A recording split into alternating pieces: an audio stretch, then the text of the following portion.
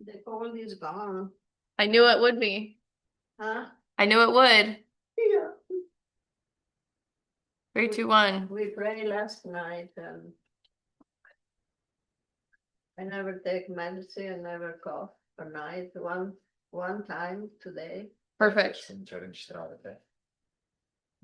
Okay. Yay! A Course in Miracles study group starting now. Thank you. Yeah. Yeah. I'm recording this for all of our friends who want to listen in at any time, now or later. And yeah, I'm excited. Let's get into it. Yes. Should we start with a little prayer? Yes. All right. Dear God, thanks for bringing us together today. Thank you for teaching through us and helping us learn your true will for us is perfect peace and happiness. Amen. Thank you. Great. For those of you following along, we are reading from A Course in Miracles, the complete and annotated edition. This was published in 2021. And we are picking up where we left off on Miracle Principle 15, page 9.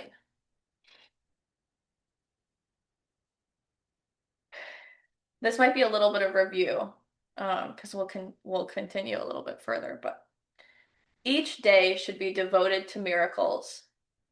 Time was made so you could use it creatively and convince yourself of your ability to create. Time is a teaching device and a means to an end. It will cease when it is no longer useful in facilitating learning. So we talked about this one quite a bit last time. I want to review a couple things for those listening in for the first time today. Each day should be devoted to miracles. Awesome. Super easy. Now we know. Right? Now we know what each day is for. Right? Each day is for extending and expressing the true love of God.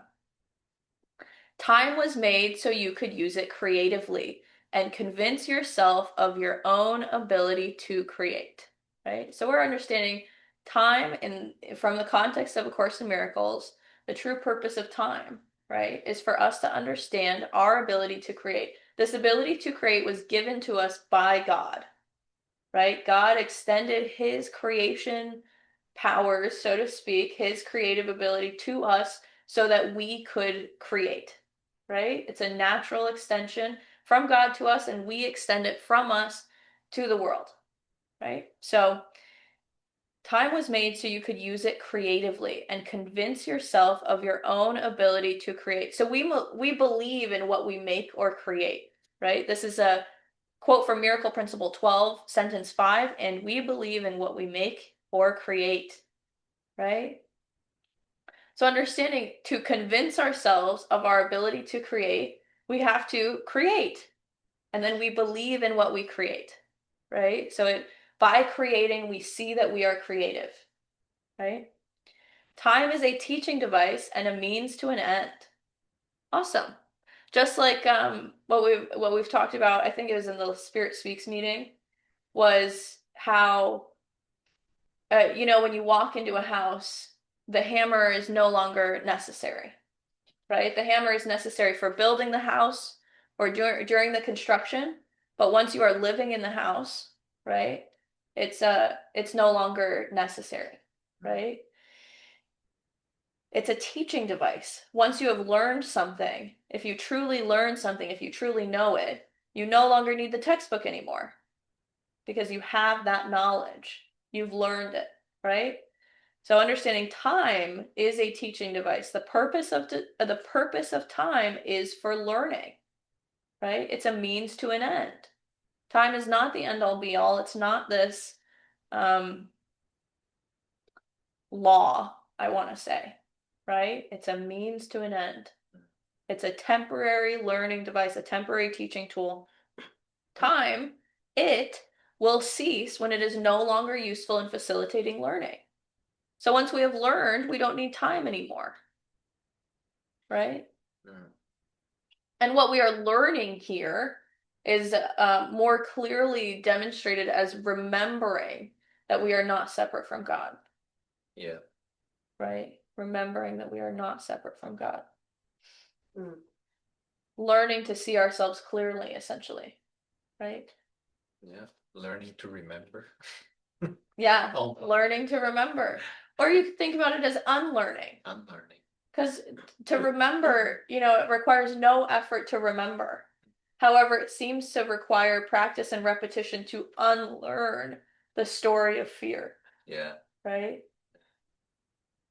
It's nice. Great. Each day should be devoted to miracles. This is great. In the workbook, this shows up as starting the day and saying, today is for miracles, right? What a great way to start the day. To remind yourself at the beginning of the day, the purpose of today is to extend love truly, to see my brothers and myself clearly, to share this true love of God. That is the purpose of today. Every day should be devoted to miracles. Time was made so you could use it creatively and convince yourself of your own ability to create. So there's a footnote here, footnote 7. Quote, creative, end quote, and its cognates in the early dictation of the Course in Miracles refer to expressing the power to create or creating something rather than creative in terms of being imaginative or original, which is kind of like a dictionary definition of creative, as opposed to creative being actively creating something, right? It is thus similar to productive. In this miracle principle, you are creative or productive when you perform miracles. This also explains the word constructively in the next paragraph. So let's continue to the next paragraph. Paragraph 2. Have a good day. Okay, great. Since only eternity is real, why not use the illusion of time constructively, creatively, productively, right? Again, time is for learning. So to use the illusion of time constructively, creatively, or productively would be to use time for learning, right? Use time for remembering that you are not separate from God, as opposed to using time for, the quote unquote wills of the ego, right? The distractions of fear, right? The distractions of running toward illusions. Yeah, Chasing illusions. Is this making sense? Do you want some clarification? Non ho capito bene. Uh, She's talking about creativity. yeah, che ogni giorno è devoto, dovremmo fare miracoli. Il miracolo è condividere il nostro vero amore con gli altri, perché gli altri siamo noi, siamo tutto uno. E dobbiamo anche creare, perché come immagine di Dio siamo fatti, giusto? Lui crea, quindi anche noi dobbiamo creare. Cosa? Questi miracoli di amore. Yeah. Ma anche altre cose, volendo, no? Sure. Anche una casa, Yeah. un pozzo. Sì, un però quarto. creare sempre per l'amore, giusto? Yeah. E non per l'ego, Ok. right? Ok. Got it? Yeah. Nice. Okay, have a good day. Since only eternity is real, why not use the illusion of time constructively? Sentence 3. You might remember that, quote, underneath are the everlasting arms, end quote. There's a footnote 8 here. Deuteronomy 33:27, King James Version. The eternal God is thy refuge, and underneath are the everlasting arms. The injunction to, quote, remember this seems to be a reference to reminding yourself of it throughout the day, similar to the kind of practice that will be taught in the workbook. Remember that underneath are the everlasting arms. The way I understand this sentence, remember that underneath are the everlasting arms, is understand that you will always be held. Understand that there are open arms ready to catch you at any time. You are not alone, right? You might remember that underneath are the everlasting arms. You should begin each day with the prayer, help me to perform whatever miracles you want of me today. Beautiful. Begin each day with the prayer, help me to perform whatever miracles you want of me today. So what this is clearly saying is, help me, God, show me how you want me to extend your love today. It's wonderful.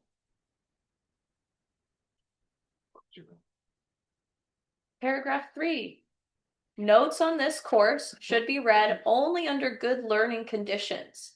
They should also be reviewed, with the same rule applying to review periods. I'll tell you when, but remember to ask. So this is Jesus telling both Helen and Bill, who are writing the course, right? Or Helen, who is scribe, who is writing down, and they're working to compile the Course in Miracles. But he's also sharing this with us, any of the Course in Miracles students, right?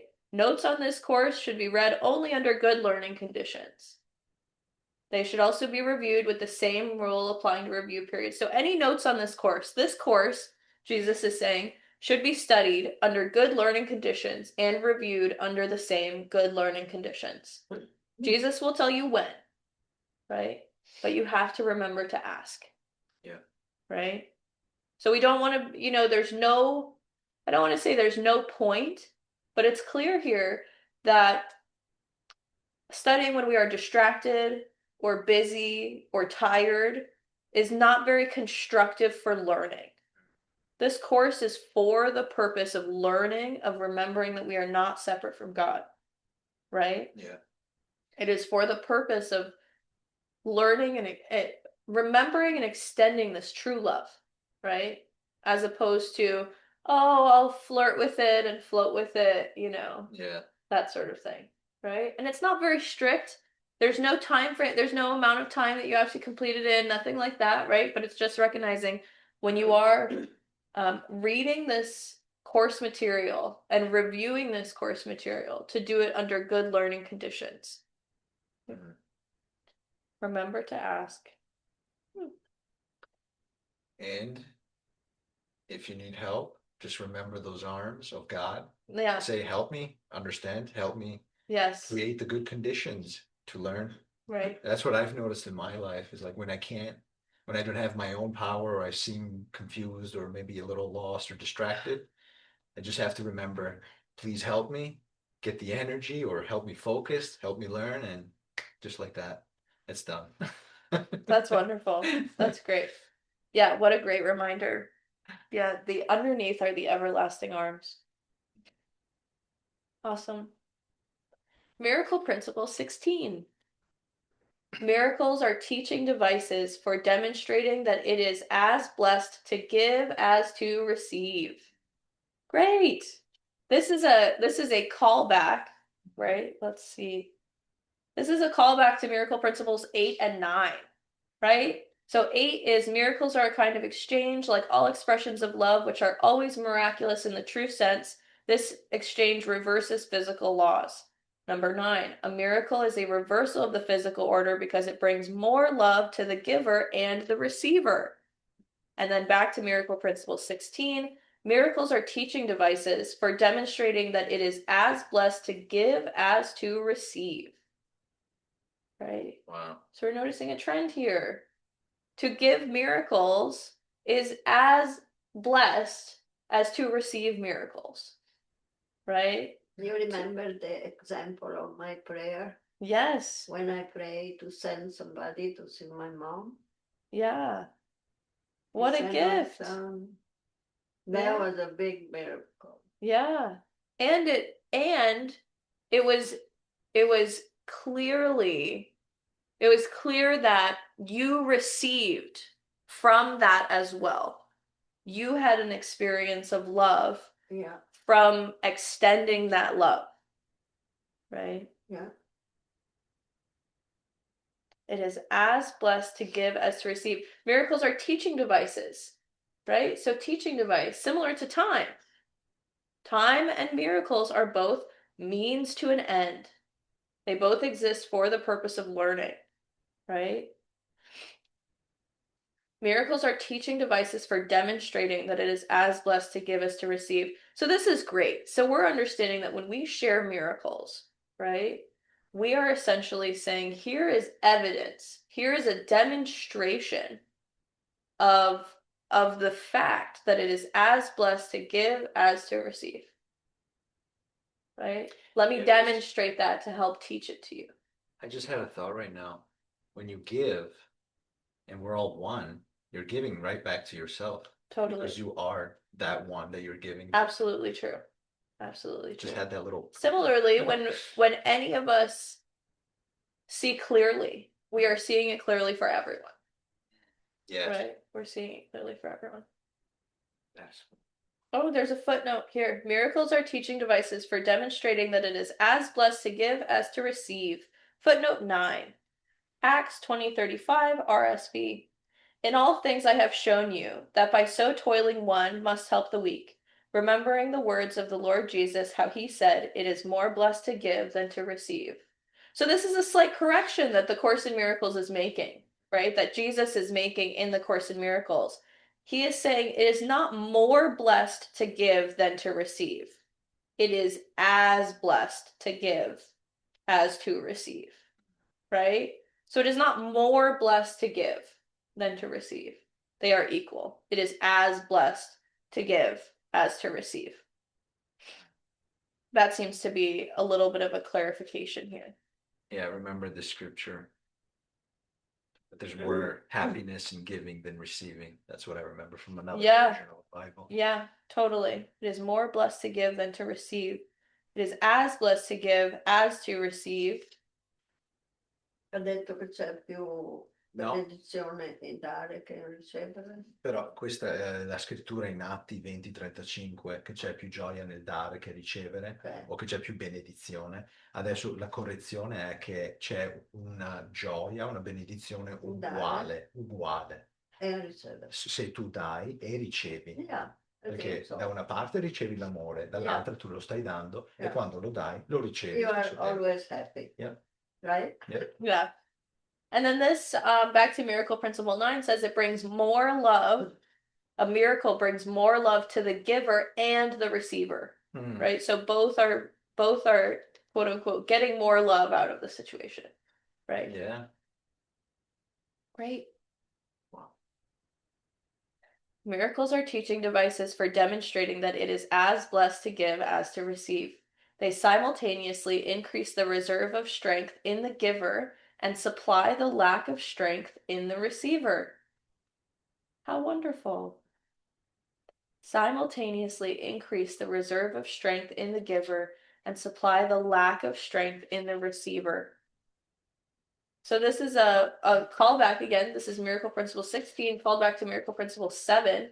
Miracles are a form of healing. They supply a lack and are performed by those who have more for those who have less.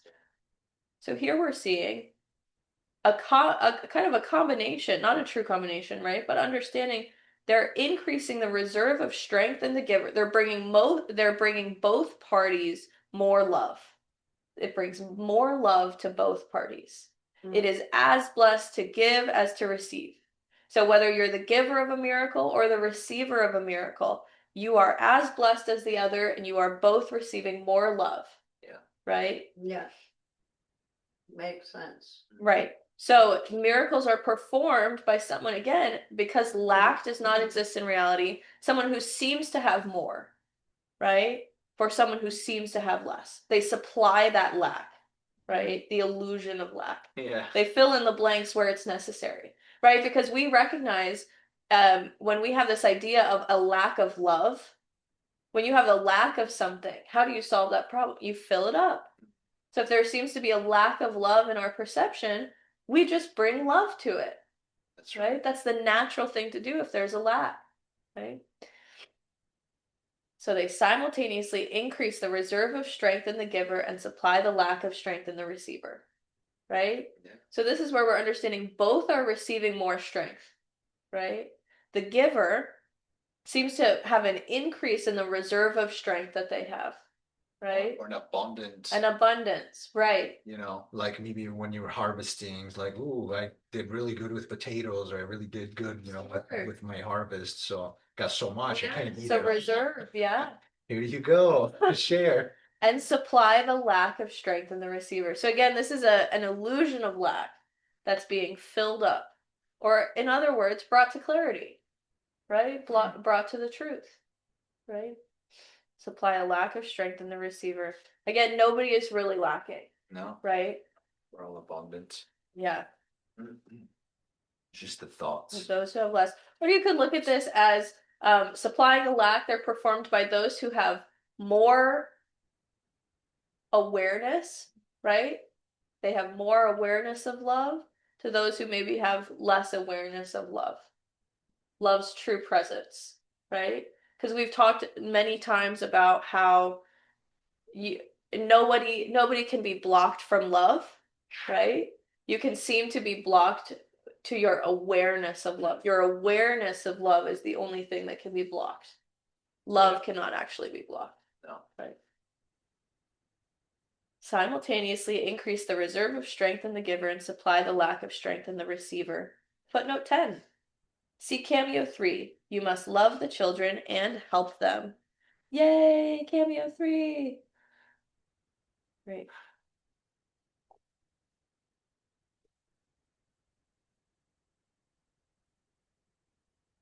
Cameo 3 is on page 1699.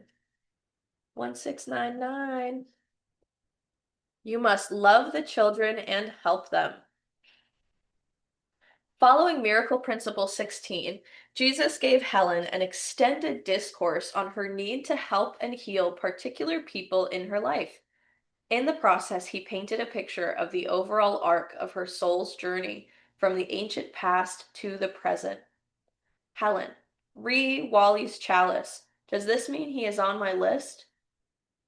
This seems to be a reference to an earlier portion of Helen's notes, in which she wrote to Bill, "Last night I was planning to type up the course for you, but was strictly ordered not to go back to it before I got over Wally. This morning I did ask for help with Wally. The answer seems to lie in points 6 and 7. That's why he gave me the chalice for Wally. It belongs to him, but he cannot find it." Wally was a friend of Bill's whom Helen intensely disliked. She at one point wrote, quote, "I feel extremely negative toward him, and I insist that he's a bad influence on Bill, and I think he's a real menace to me." End quote.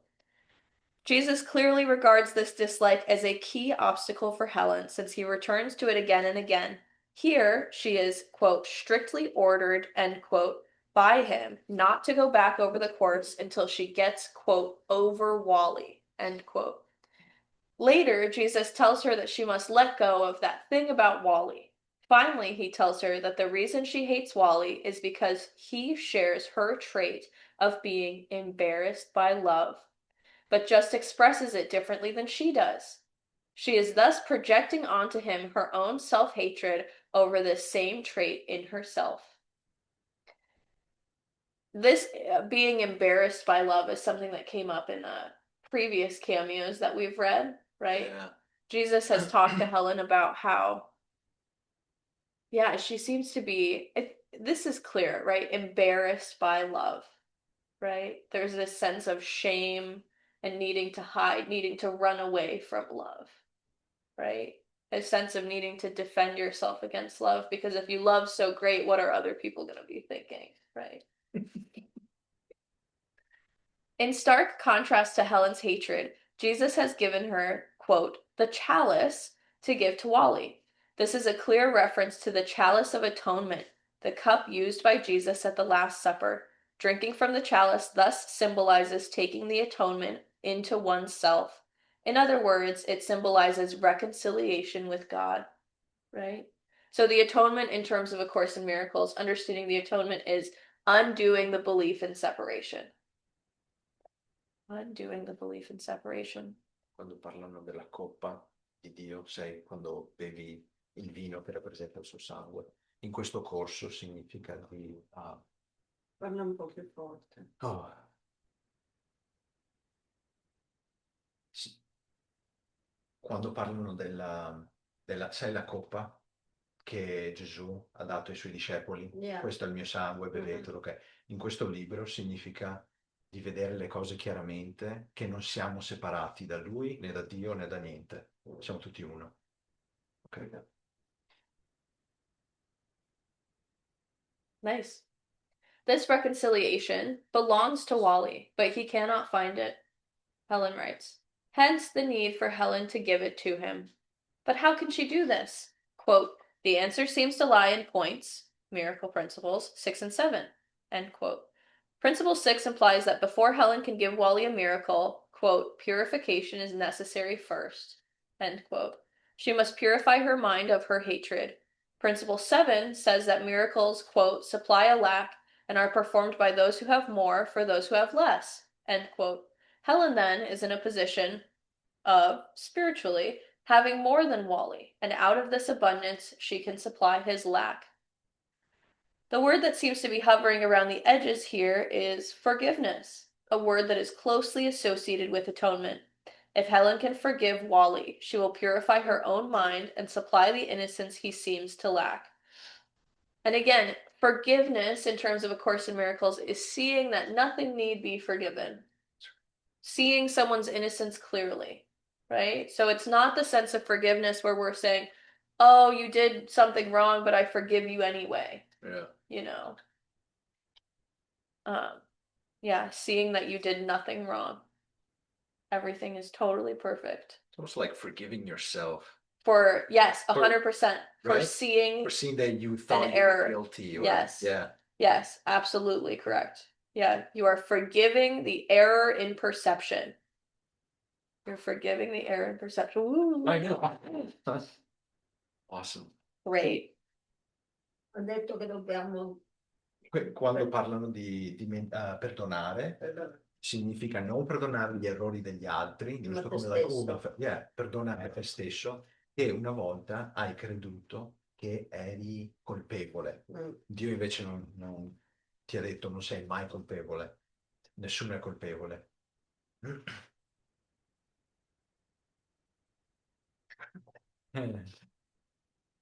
Great. If anyone wants an Italian translation, Davide and Fiorella are here. So, Maybe I should put that in the comments and see if we'll get some Italians on. Great. Helen then is in a position. Oh, we already read it. Okay. If Helen can forgive Wally, she'll purify her own mind and supply the innocence he seems to lack. This mirrors something Helen said earlier in a letter to Bill. She reported that Wally was very anxious to give her a necklace, saying, I knew that if I should accept it from him, it would represent a symbol that I have forgiven him, which he needs so much. This is what Helen needs to offer, and Wally needs to receive her forgiveness. Jesus now answers Helen's question about Wally being on her, quote, list. Not necessarily, Jesus writes, not necessarily, only, in brackets, some words crossed out, possibly including be patient. You of all people should know that it frightens people if you hand them back their own chalice. Whether he is or not depends on a three-way readiness. I am always ready. Your job is to take care of your readiness. His readiness is up to him. At present, he is a potential candidate, but Amy is on it now. She is a child you hurt. There's an asterisk here, and the asterisk comes right after, you of all people should know that it frightens people if you hand them back their own chalice. That the asterisk, again, this is Jesus writing, says, the whole problem is that they threw it away and are denying it. Therefore, they are now afraid of it. This should cause you no trouble at all in understanding. But he emphasizes you. This should cause you no trouble at all in understanding, right? So he's saying this directly to Helen. He's saying, Helen, you from experience, essentially, should know, should understand this. You should have no trouble understanding this clearly. That it frightens people if you hand them back their own chalice because they threw it away, are denying that they threw it away, and now are afraid of it. Right? So they have this opportunity for reconciliation with God, right? Or again, the atonement, the chalice of atonement, undoing the belief in separation, right? And they throw it away or distance themselves from it, right? And because they are ashamed of distancing themselves from it, they are afraid of it, right? And so to hand back something that someone threw away themselves, right? If you threw something away, you're like, get that away from me. And I like showed up and was like, hey, here's this thing. It's yours. You would freak out. You would be like, fuck no, you know? And Jesus here is saying, Helen, you of all people should know that, right? Helen, even at this point, is a devout atheist writing this stuff down, right? She's Jesus's scribe for the Course in Miracles. Wow. So interesting, so fun. Okay, right. Jesus says, but Amy is on it now. She is a child you hurt. The fact that Amy is on Helen's list seems to dovetail with the dream Helen had, in which Amy's mother suddenly left the girl in Helen's care. Helen, as a result, felt trapped and was trying not to get angry because she wanted to rest after a tiring day, quote, but couldn't on account of Amy, end quote. In light of the comments about Wally and Amy, Helen's chalice list seems to be a list of people to whom she is supposed to give the chalice of atonement, people who have lost touch with their chalice due to their own choices and due to Helen's unkindness. This latter point is implied when Jesus says, quote, but Amy is on it now. She is a child you hurt, end quote. As we'll soon see, this hurt may have occurred in a time before the present life. Individuals must, however, fulfill a key condition before they are put on the list. They must be ready to receive their chalice back, and they must no longer be afraid of it. It is clear that people in Helen's life are at various stages of achieving this readiness. Amy is apparently ready now. Chip, as we'll soon see, is almost ready, and Wally, it seems, is not ready yet. Quote, at present, he is a potential candidate, end quote. In all these cases, their readiness is up to them. Helen, therefore, needs to focus on her own readiness so that she can be an instrument of Jesus, who is always ready. Is Helen the only one with a list like this? We'll see in Cameo 1 that Bill seems to have had his own chalice list. In material that was written about a week before the current material, Helen referred several times to Bill's list or his own list. This was apparently a list of people, Joe Armstrong being mentioned in connection with it, who were supposed to be identified by guidance. This, of course, sounds strikingly similar to what Helen now calls my list, which is also a list of people who are being identified for her by guidance. So Helen and Bill both seem to have had their own chalice lists, which of course raises the possibility that this is a general phenomenon, not limited to the two of them. It raises the possibility, in other words, that we all have a chalice list. Jesus now continues, you both have an identification problem, which makes you unstable but in different ways. He lacks confidence in his identification and needs to strengthen it. You vacillate in your identification and need better control. Both of you needn't worry. This will become a frequent theme in Jesus' comments about Helen and Bill's respective problems. Bill's problem is weakness. He lacks confidence in himself. Helen, in contrast, is strong but needs stability. She uses her strength to charge confidently off in opposite directions at different times.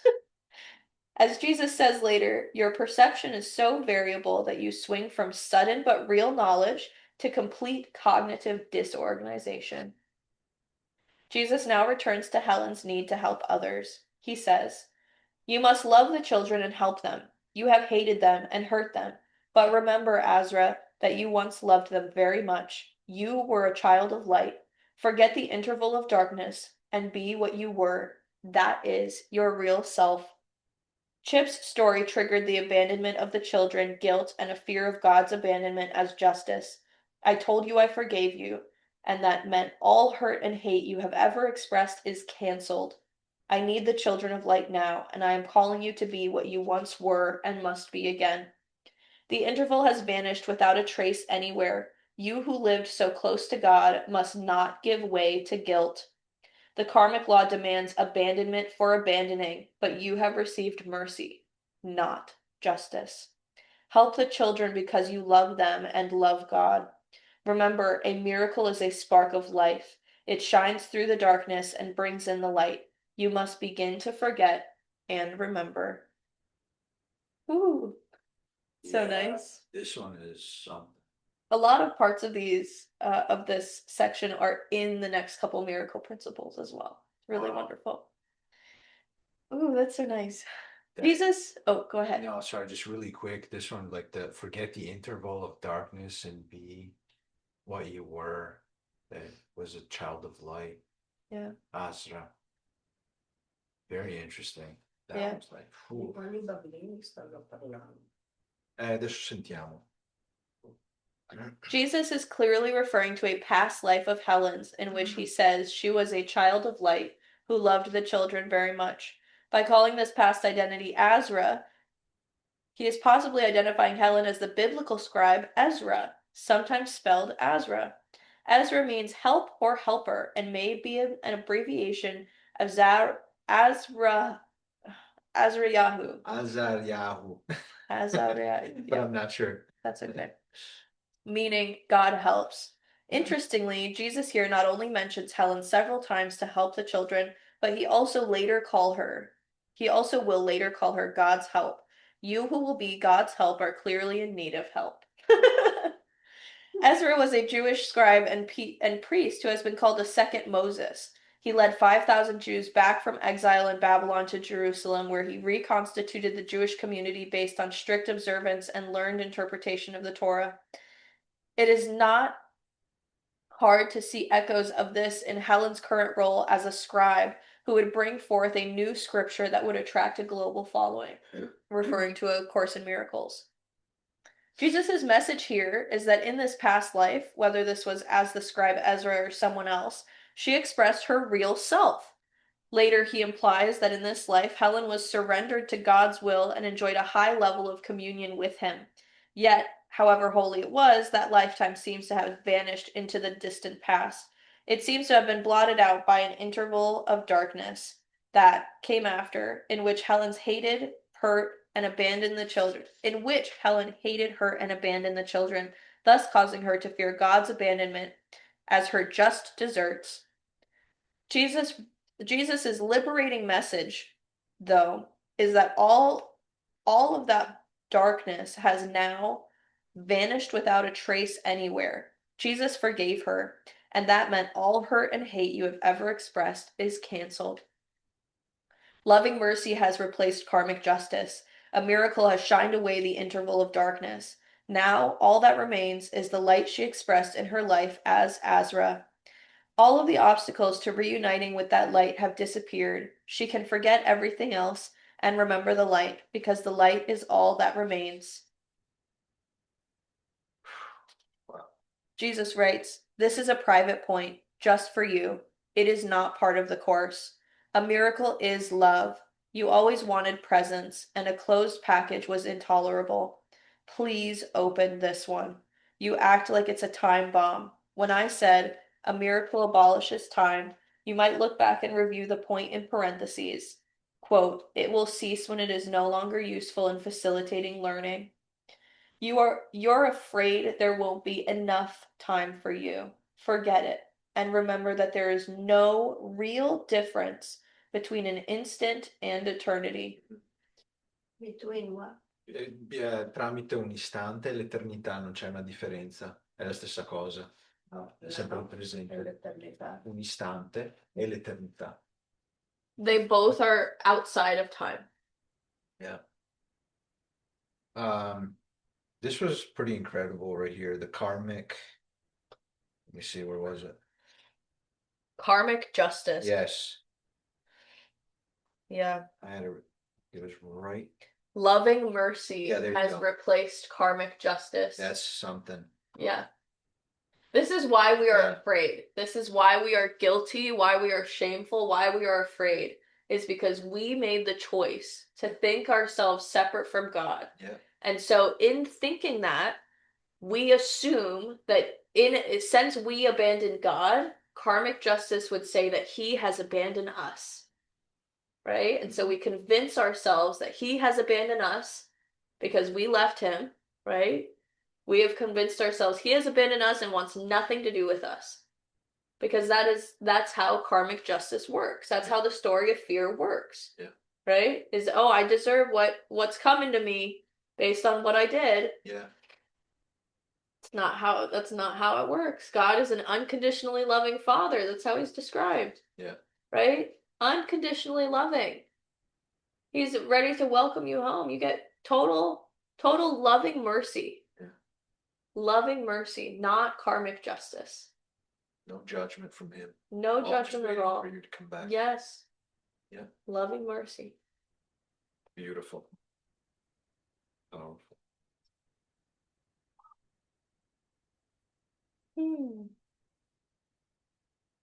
Jesus is urging Helen to open this present that he is giving her, the Course, even though she regards it as a time bomb. Then he implies it is a time bomb, since, after all, it abolishes time. Yeah. She is afraid that this abolishing of time won't leave her with enough time, which is why she reported being afraid when she wrote the earlier parenthetical remark about time ceasing. But then, how can there not be enough time when each instant is really eternity?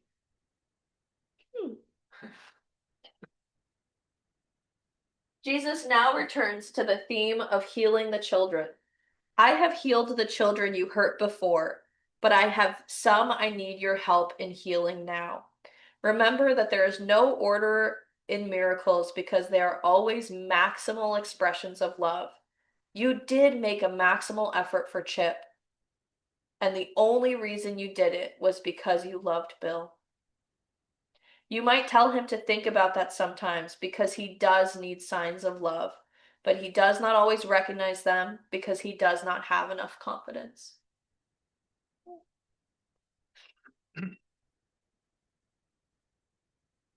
His statement that, quote, I have healed the children you hurt before, end quote, helpfully clarifies what he meant earlier when he said that he canceled all the hurt she has ever expressed. But now he calls her to join him in this endeavor, to become his instrument of healing. Quote, I have some, I need your help in healing now, end quote. This, of course, is why she has the chalice list. To make clear that he is not asking of her something beyond her strength, Jesus reminds Helen that in certain respects she is already doing this. As an example, he points out that she did, quote, make a maximal effort for Chip, a longtime friend of Bill's, because of her love of Bill. In doing so, Jesus says she was actually demonstrating the first principle of miracles, which rests on the idea that miracles are maximal expressions of love. In other words, she was performing a miracle. In this case, both for Chip and Bill.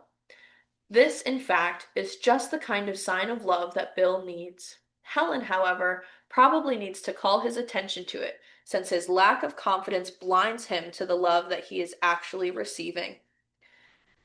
We don't know the details of what Helen did for Chip, but this may be the same incident Jesus describes later. Quote, but you did get Chip over his misperceptions of Wally with very creditable integrity, end quote. Or it may be another instance of Helen helping Chip, one that she recorded in her notebooks the day before the Course started coming through. In this story, she was having a session with Chip in which he recounted a series of episodes with his father, which she said were really awful, and, quote, which clearly emphasized that his father was a bastard, end quote. Helen then sought to move him towards some kind of healing. I said a prayer for him, and then asked him why he obviously wanted to hang on to what was obviously real and very intense hatred. I was quite surprised with how quickly he got the idea that he was doing this part, his part being holding on to the hatred. Aside from whatever his father had to answer for, which was a very different issue. Chip said he wanted to get rid of this and meant it too. And after I said, why don't you just release him from this because you don't need it? And Chip said he wants to let his father rest in peace and also find salvation for himself, with which this was interfering. This clearly fits the definition of miracle in the Course, an expression of love from one person that has a healing effect on another. Whatever specific event Jesus is referring to in saying, you did a maximal effort for Chip, it is clear that Helen is really trying to be a miracle worker with Chip. And not just with him, Jesus now returns to Helen's efforts on Bill's behalf. You practically gave up your life for him, Bill, quite voluntarily. But you did not know then that you were really giving up death. This is what in dying you live really means. And I said myself that greater love no man hath. Here's a reference, John 15:13 KJV. Greater love hath no man than this, that a man lay down his life for his friends. This is a reference to something Helen wrote down the day before the Course started coming through. She asked Jesus to straighten out her perception of a past event that was causing her distress. In response, he said, in dying you live, but be sure you understand what this means. This comment led her to think that she must be dying. This initially frightened her, but then she decided to just relax and enjoy it. She soon realized, however, that this was terribly selfish, because Bill, her husband, Chip, and presumably others all needed her. So she ended up praying, first in regard to Bill, please let me stay and help him a while longer. And then more broadly, I prayed that I could stay as long as I could help, and wouldn't it be wonderful? Jesus now commends her for this, saying that in offering her life for others, what you were really giving up was death. And this is what in dying you live really means. He even likens her act to his own death, saying, and I said myself, greater love no man hath. This lofty praise of her efforts seemed to have brought her to tears, because then he says, stop crying or you won't be fit to live now. Don't worry about Susie. You are helping Chip's readiness, and he did, question mark, then you with this one. This is unfair to you. Remember what you told him about Bobby. Chip is almost ready. Review your note from yesterday that your identification is strong but erratic, and that is why you have so much willpower but use it wrong at times. Bill was right that the misuse of it when you were sick. Bill was right about that misuse of it when you were sick, but it was a sign of superhuman will totally misdirected. Your body does not need it, but your spirit does, and I need it too. Superhuman will. The guidance we have been looking at seems to jump around, but it is much more unified than it may first appear. It paints a picture, as we said at the start, of the larger journey of Helen's soul. Long ago, she was a child of light who, in pure devotion to God's will, loved and served his children. Now she needs to return to that identity. This may seem impossible, for it was so long ago, and since that time there was an interval of darkness in which she hated and hurt God's children. But that interval has been wiped away. Jesus has canceled all the hate she ever expressed. He has healed the children she hurt before. Now there is literally nothing standing in the way of her becoming that child of light again. Now can she resume her ancient role as God's scribe. How can she do this? The Course has come to give her the answer. She therefore needs to stop treating it like a ticking bomb and look upon it as a gift that she can't wait to unwrap. It will teach her to stabilize her vacillating sense of identity. It will teach her to use her, quote, superhuman will, end quote, not in service of her body or her ego, but only in service of God's will. This means dedicating herself to miracles to the people in her life, to giving miracles to the people in her life. She has been given a list of those who have thrown away their chalice of atonement and who were apparently aided in this by Helen, perhaps in her interval of darkness. Now she needs to hand them back their own chalice. She needs to be single-minded in giving them miracles. That is how she can fully undo the interval of darkness and become again the child of light. And she is beginning to do this very thing, as we saw with the touching story of her helping Chip release his hatred towards his father. All she needs to do is keep moving along the road that she has already started down. Aww. You must love the children and help them. Yay.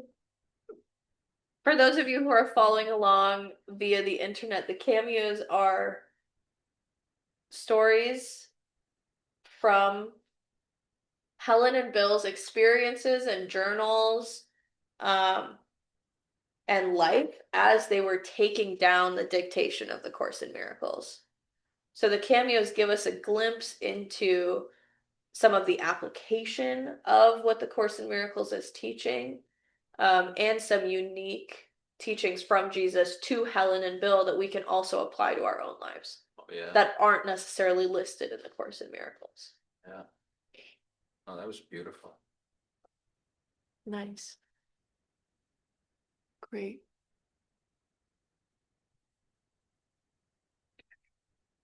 Yeah. Yeah. Why not? Okay. We done? So, no, not No. yet. We have more time. Yeah, this cameo 3, remembering past lives. I recently started remembering flashes of past dreams and past lives that I've had. So this one really, really talked to me, because I felt for such a long time I was carrying something very negative, very sad and dark in me, and it's feeling like I was trying to do the best I can to be pleasing under God's eyes, and will you accept me, God? Am I pure again? Can I make it? And it was all me. I understood that it was all me creating this. So this just brought back quite a few memories and feelings through me, and just understanding that it was all me creating all these thoughts and feelings and judgment, and God has never judged me once. He was just waiting for me until I was done with that journey. I was like, well, come back to the light. Come You're back to the welcome love. anytime. Yeah. You're welcome anytime. Yeah. Yeah, it's incredible. It's very nice to see that, to hear other people that have had Yeah. these flashes or these memories of the past lives, past dreams. Yeah. Yeah, that pillow. Yeah. The big one.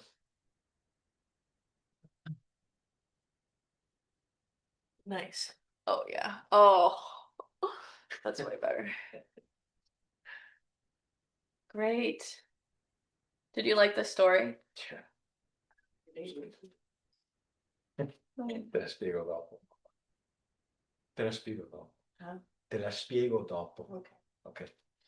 Did you tell her to ask questions? No, I will explain Yeah, to just her. explain. Oh, I see. Yeah. Okay. You can ask questions too. No, I don't want to throw. No, It's not fine. interrupting. It's the whole point. Yeah. You No, I know. know, but I don't know what ask. That's okay. That's okay. You can just, if you're not, when it's like those long stories, like the cameos and stuff, it's a little bit less important, I would say. But when we're going through the actual course material, definitely ask. Say, I don't understand that. I don't understand about what children they was talking about. Yeah. Helping the children. Helping What the children. I think children, it refers to every child of God. everyone. Yeah. We're all children of God. Yeah. Because similar, I felt like I was in God's love a long, long time ago, but there is no time. And then I lost my way, following this ego dream in different lifetimes. And now I felt being called back from myself, and also from God. Just that continuation is like, I love you, I love you. Come back. I'm waiting for you. And so I see that it was just you are the one who creates these feelings, these emotions, and then the understanding that it's like you're all connected to God, you're all connected to the children, you're connected to everything. But when you do something to others, they don't carry that with them. It's you're carrying it with you if you do an action to somebody, if it's good or bad. That's what it felt for me Oh. for a long time. Yeah. Yeah, but it's just a choice if you want to carry it or not. Mm-hmm. You don't have to. No, now at all. I finally came to the point where I understood that I don't have to carry Nobody has to carry it. They don't carry it, you don't carry it. It affects no one unless you hand it that power, choose to give it that ability. Yeah. Right. And if you choose to give it that ability, you believe that it has that ability now because you chose to make it that way. Right. Yeah. Yeah. But it felt heavy for a long time. Yeah. Very draining, exhausting, tiring. And I couldn't really understand what it was that I was carrying for the longest time too. It was when I did that, I did a prayer, when I just couldn't handle it anymore. I did a prayer. I said, God, help me understand, exist, and help me understand who I am. Help me understand why are we here and what is this all about? And then when you when you ask, he's like, yeah, no problem. Here you go. Here you go. Yeah. And just little by little, not all at once. Right. Very loving, very patiently. Right. Gives you all the information all the tools that you need. Yeah. Yeah. Totally. And it feels Because if you imagine good. if he gave you all of the information at once, Could be overwhelming. right? Yeah. Yeah. We're not the goal here is not to induce fear. Yeah. Right? Yeah. So love is patient. Love is patient. So it takes its time. Totally. Totally. Great. We're back to Miracle Principle 16 after that cameo. Paragraph 2. I have forgiven you, and that means all hurt and hate you have ever expressed is canceled. I need the children of light now, and I am calling you to be what you once were and must be again. Forget the interval of darkness and be what you were. There's a footnote here, footnote 11. The interval of darkness lies between the time of what you once were and the present. In this context, it refers to the time spent in separation from God. Forget the interval of darkness and be what you once were. The interval has vanished without a trace anywhere. You who live so close to God must not give way to guilt. The karmic law demands abandonment for abandoning, but you have received mercy, not quote unquote justice.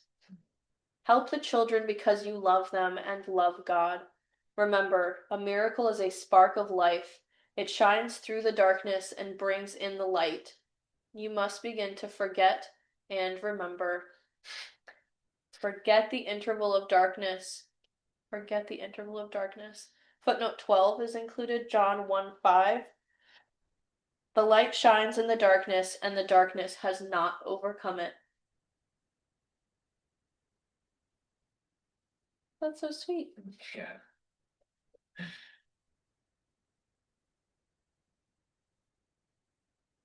So fun. Yeah, the darkness it's just a thought. It's just an illusion. Yeah, you're choosing to put a blindfold on and saying, it's so dark in here. Your eyes are closed and you're saying, I can't see. Open your eyes. Yeah. And you Oh. will see. Oh, huh. Nice. Do you understand that part? I don't know, there's something wrong with me. No, Mom. No, It's not okay. at all. It's a day of relax. Yeah, you can just relax and listen. Ti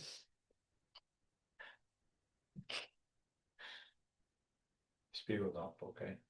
What? Ti spiego dopo Yeah. what we talk about. Okay. Miracle Principle 17. Miracles are the absence of the body. They are sudden shifts into invisibility, away from the physical level. That is why they heal.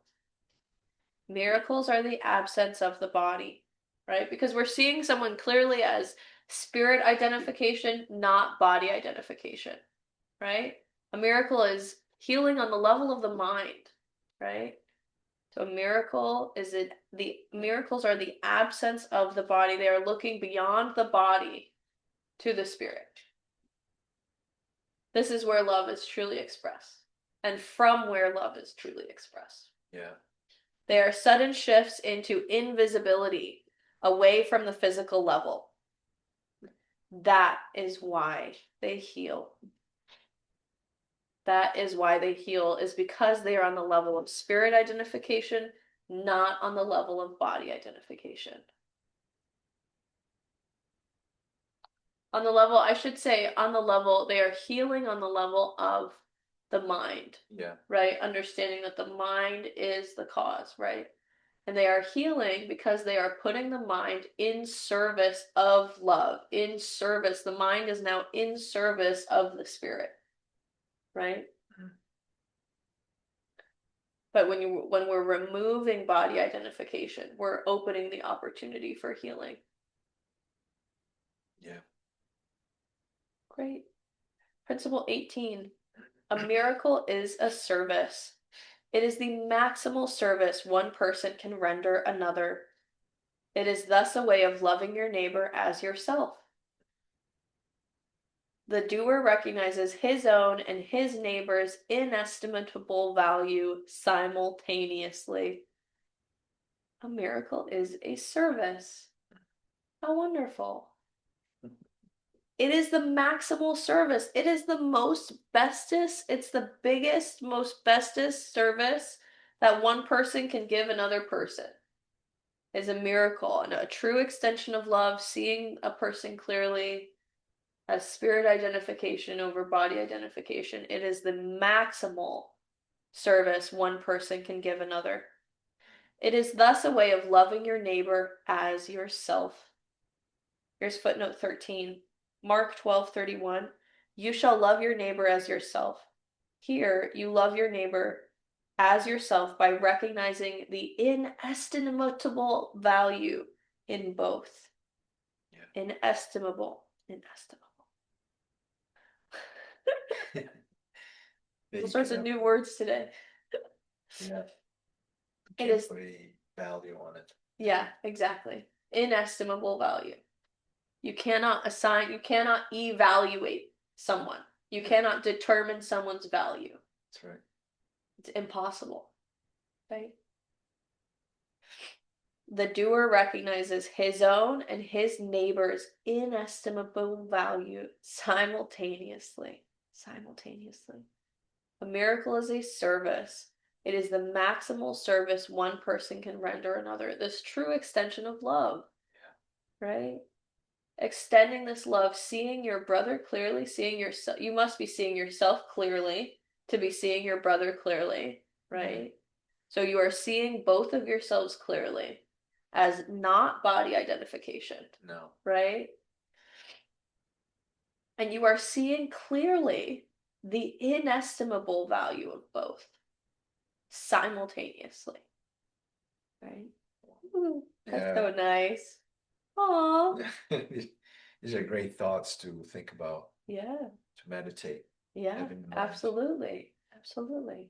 I always love these scriptures in the Bible. But this is what love your neighbor as yourself Yeah. is really referring to. Yeah. Is really referring to. See each other clearly. Yeah, truthfully. Love wholly, right? Love fully, love deeply, right? Beyond the level of body identification, right? Great. Paragraph 2. This is why you cannot keep anything you hold against another. If you do, your own value is no longer inestimable because you are estimating it as infinity minus that amount. Wow. Footnote 14. Your value, in other words, when you're holding a grudge against another person, right? Your value, in other words, now appears to be infinity minus the amount you are holding against your brother.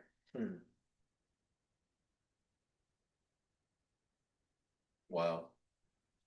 This is why you cannot keep anything you hold against another. If you do, your own value is no longer inestimable because you are estimating it as infinity minus that amount. So understanding that if yours and your own value, yours and your neighbor's value is inestimable, if you say, well, my brother wronged me and I'm going to hold this against him, your own value, you are estimating, you are evaluating yourself as being infinity minus the amount that you are holding against your brother. Nice. Cool. Yeah. That's why holding grudges never feels good. No. Because you're not seeing yourself clearly. I Right? definitely felt that in different years. I've noticed with myself, but I also saw it in others. Yeah. People who cannot forgive, they're not really hurting as too much the person that they don't want to forgive. They're hurting themselves a lot more. You see them, they're not happy, they're kind of miserable, you know. There's always something that's with me, I felt it was very draining if I ever held on to that, you know, not forgiving or Yeah. Because thinking, if you're seeing someone as guilty, yeah, you're seeing yourself as guilty. yeah, That's a very simple way of looking at it. So if someone is, if someone is having trouble forgiving other people, it might seem really draining. Yeah. It's because they're seeing themselves as guilty, right? mhm, Because if you're seeing anyone else as guilty, you're making yourself guilty. yes, You're holding on to shame, blame, fear, guilt, all of these things, giving power to that right? because you're believing it. Right? Yeah. You're believing it's possible for anyone's innocence to be changed at all, Mhm. right? And it feels uncomfortable. Yeah, It does. because it's unnatural. Yes, It's unnatural. exactly. Great. I think I smushed a bug on this page someday. Or by. Poor bug.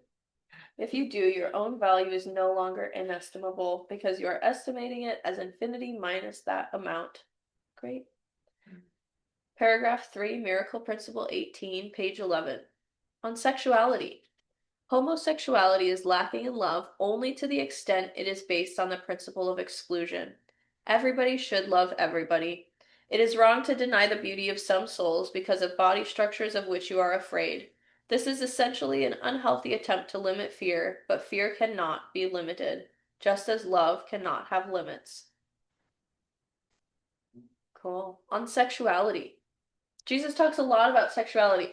In the older version of A Course in Miracles, a lot of the teachings that Jesus had about sexuality were edited out because they thought maybe it wouldn't sell.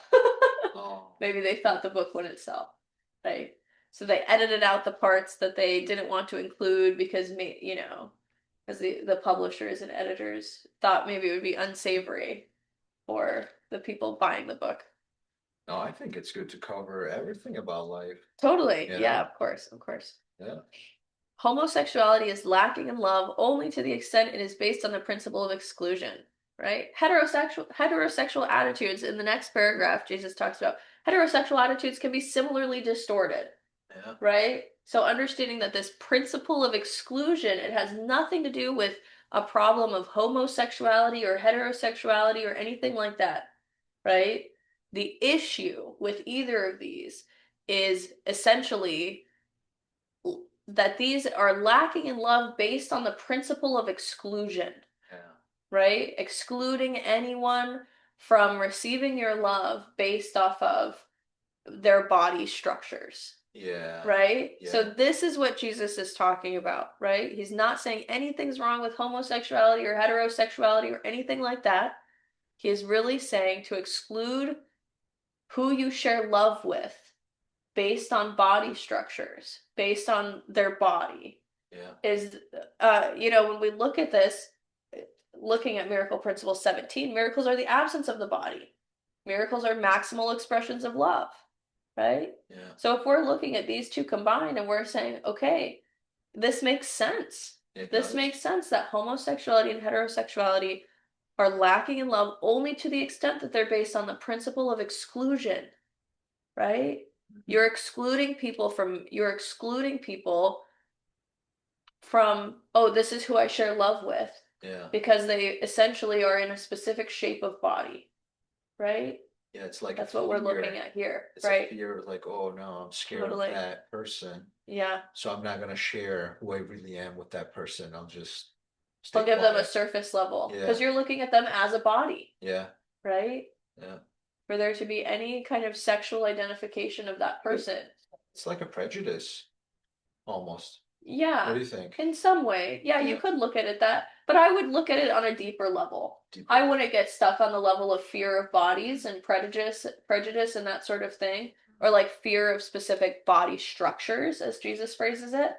I wouldn't get stuck on that level. I would look at it as body identification over spirit identification. Okay. Right? To look at anyone as body identification is going to be where the prejudice actually stems. Yeah. Right? Yeah. Prejudice does not stem from this body structure versus that body structure. It stems from seeing people as bodies in the first place. Right? Whereas if you're seeing everyone as spirit identification, you see clearly bodies don't matter. Yeah. Bodies are a means to an end. They are tools for communicating and teaching devices. Yeah. Right? Just like the time. Just like time, just like miracles. That's the purpose of bodies, is for communicating, for extending love, for teaching. Right? So again, the prejudice is not on the level of body structures, of genitals, of anything like that. It's on the level of body identification. Okay. Right? Okay. Very nice. Everybody should love everybody. It is wrong to deny the beauty of some souls because of body structures of which you are afraid. This is essentially an unhealthy attempt to limit fear, but fear cannot be limited, just as love cannot have limits. That's good. This is essentially an unhealthy attempt to limit fear. So denying the beauty of some souls, right? This exclusion of withholding love from some versus others based on body structures is an unhealthy attempt to limit fear. Right? You're saying, "Oh, well, I'm just afraid of those body structures." Right? You're trying to limit fear to like, "Oh, it's justified because of the body." Right? Whereas to recognize truly fear is never justified. No. Right? Fear is never justified. Fear cannot be limited. If it exists at all, right? If it exists at all, you believe it because you made it. Right? To try and control fear, right? We get into this in later sections, but essentially the point is not to become a master over fear. Right? We are not trying to master our fear and control it and say, no, fear, don't come up, blah, blah, blah. We're not trying to control the fear or limit the fear at all. We want the fear to come up so we can bring it back to truth, so we can bring it back to love, right? What we want to do is master love. We want to become masters of love. Yeah. Not masters over fear. Does that make sense? Oh, yeah. Right. Yes. This is essentially an unhealthy attempt to limit fear, but fear cannot be limited, right? Just as love cannot have limits.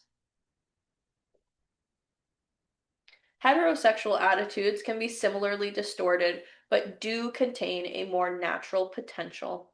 Sex relations are intended for having children.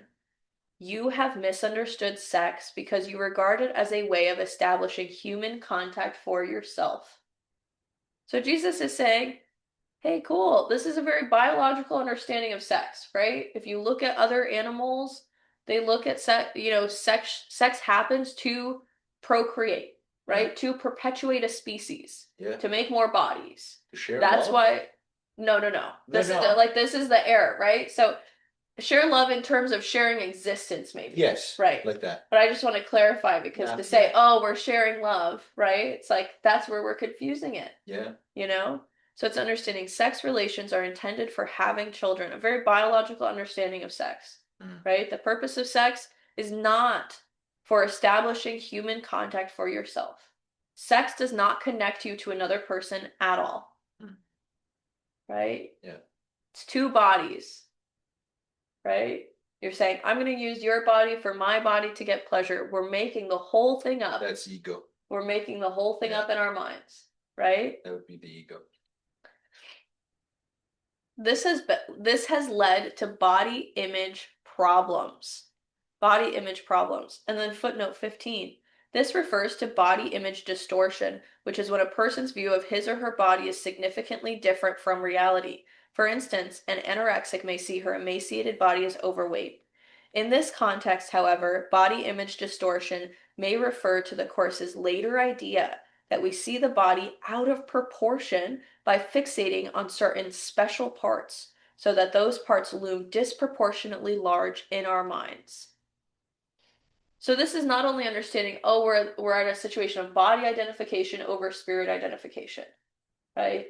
But if we are thinking that we can establish connection, human connection, if we are thinking that we can receive love through the body in the form of sex, right? We are making sexual organs, we're making genitals way more important than every other body part, right? Yeah. So this is not only body identification, but also body image problems, distortion of how we see the body, on top of the fact that we seem to be identifying with the body.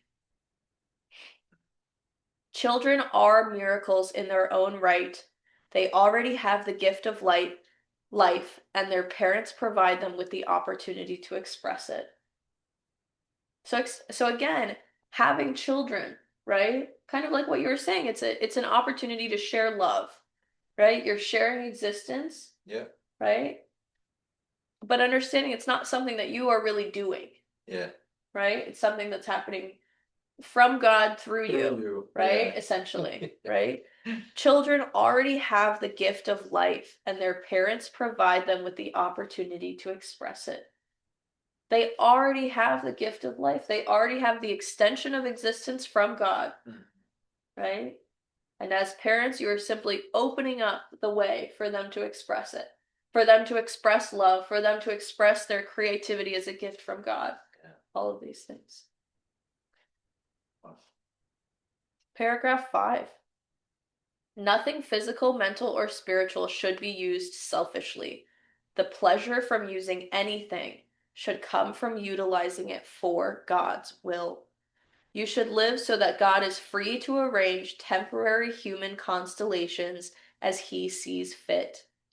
If you have not had children, do not interpret this in terms of guilt. Many children who are already here need spiritual parents. The poor are always with us, and many who have been born have not been reborn. Interesting. Nothing physical, mental, or spiritual should be used selfishly, right? So this is understanding that everything that we are, everything that we have, is for the purpose of sharing, for the purpose of healing the one, right? For the purpose of doing God's will. Nothing is independent of everything else. Nothing exists as being just for us. Does that make sense? Yeah. Nothing physical, mental, or spiritual should be used selfishly. Nothing is just for you. The pleasure from using anything should come from utilizing it for God's will. Right? This kind of reminds me of what we have talked about recently where the pleasure of, not for you, but in my experience, the pleasure of drinking alcohol or smoking or eating or some of these other things has seemed to like decreased, Yeah. right? Because I recognize I'm like, oh, I was using that to bring myself pleasure and it just no longer seems to do that, right? Yeah. The pleasure from using anything should come from utilizing it for God's will. Great. But the pleasure, for example, that I get from sharing love, right? For example, in the form of a massage that is truly, truly sharing the love of God, right? Is far beyond pleasure that I could describe from smoking or drinking or, these things that I would do kind of selfishly for my own pleasure. Yeah. Right? Other intense the So ones when you share love, true love, Yeah. God's love. So I'm recognizing the physical, the mental, the spiritual, all levels are again being used for God's will, utilized for God's will. Yeah, and he shares it with all. Yeah. Everyone. Perfect peace and happiness.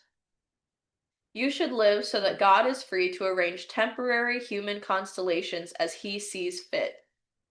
Awesome. We're not getting attached to people. Not in the true sense, right? There may seem to be some attachment. If that's coming up, it is perfect. Yeah. A pattern is arising for us to witness it, bring it to the truth, and when it's time for it to go, it'll go. Yeah. So we're not worried. Nothing bad is happening if you feel stuck on this, right? But it's just recognizing exactly the correct people will be in your life at exactly the right time. God is arranging temporary human constellations like stars in the sky. He is bringing stars together, putting people next to each other. Right? I believe that. Yeah. Temporary human constellations. Wow. As he sees fit.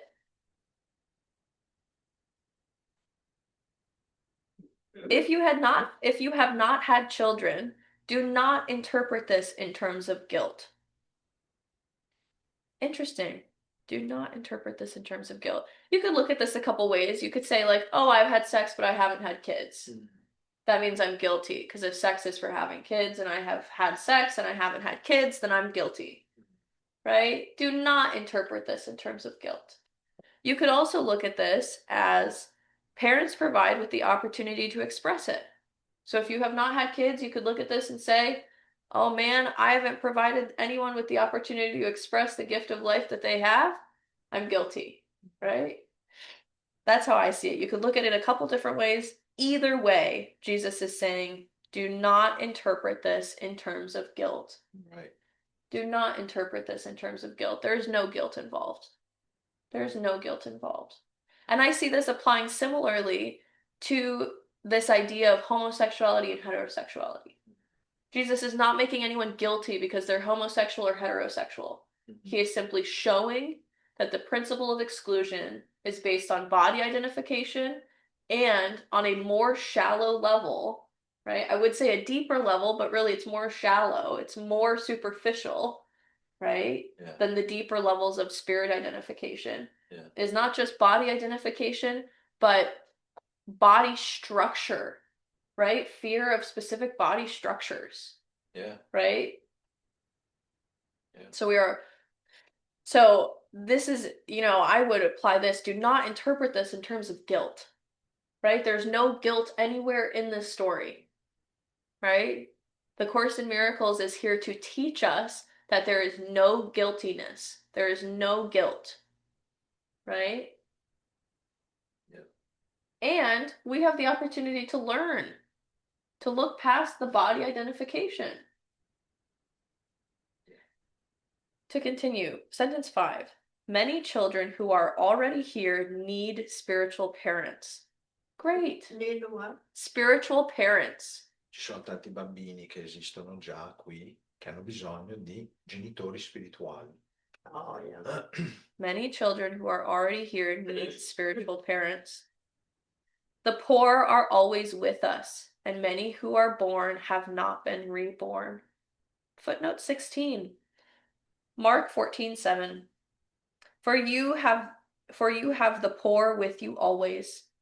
This verse is being applied here to the spiritually poor, specifically to children who need spiritual wealth and spiritual rebirth, who therefore need spiritual parents.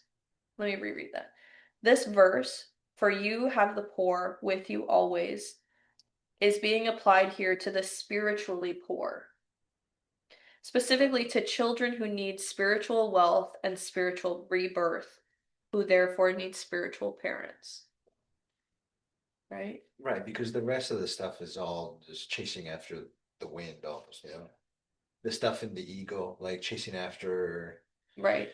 the monetary and houses and this and that, like at the end of the dreams. Right. What- Any sort of what happened? seeking safety, love, happiness, in the world, as opposed to recognizing it is from you, Yeah, right? Safety, happiness, peace, all of these things are you. yeah, And you project them onto the world. So you may seem to see them in the world, yeah. right? But it's an illusion to think that they are not coming from you. It's an illusion. Yeah. Great. Paragraph 6. Human birth, maturation, and development is a microcosm representation of a much larger process of creation and development of abilities. It is subject to error as long as the real purpose of free will is misunderstood and misdirected. The real function of parents is to be wiser than their children in this respect and to teach them accordingly. Great. Human birth, maturation, and development. So the human life cycle is a representation. It's a microcosm, a microcosm representation, microcosmic representation of a much larger process of creation and development of abilities. So when we look at the human life cycle, we're seeing that as a teeny tiny version of the real process, a much larger process of creation and development. Yeah. Right? So we're able to see that one human lifetime is a microcosm. It's a tiny little blip Yeah. into a greater process of creation and development of abilities, creation and development of abilities. Wow. It is subject to error as long as the real purpose of free will is misunderstood and misdirected. Subject to error. So again, this microcosm, this human life cycle is subject to error, right? It has the potential for error, right? Subject to error. As long as the real purpose of free will is misunderstood and misdirected. So misunderstanding the real purpose of free will. So free will, we might misunderstand as being you can do whatever you want in the world, right? Listen to the ego, do whatever you want, do this, do that, the other thing. But understanding, again, that's a misunderstanding of free will, right? Because you are giving your will away. You are putting your willpower, right, in shackles to the ego, to the ways of the world, the ups and downs, this and that, the urges, that again seem to come from outside of us, seem to be justified by fear, seem to be justified by body identification. You are putting yourself in shackles and saying, here, have my creative power. I believe in you. I believe you, ego, that I should be afraid of everyone, that I should seek connection on the level of the body, right? As opposed to seeing clearly that you are connected, that you cannot be separate beyond the body, right? So this is what it's saying. So it being human birth, maturation, and development, right? Or the human life cycle, it is subject to error as long as the real purpose of free will is misunderstood and misdirected. So again, we have a choice in any moment to allow our will to be shackled and led along as a willing prisoner is really what's happening, right? A willing prisoner. And then again, we are misdirecting our free will, right? Or to have a will that is free, to freely create, to freely extend love, right? The real function of parents is to be wiser than their children in this respect and to teach them accordingly. So it's subject to error as long as the real purpose of free will is misunderstood and misdirected. The real function of parents is to be wiser than their children in this respect and to teach them accordingly. So what this is saying is the real function of parents is to clearly understand, right? Is to clearly understand the real purpose of free will, right? So for parents to teach their children, right? To teach their children that your will is free when it is not being run by the ego, right? When it is not being distracted by all of these things in the world.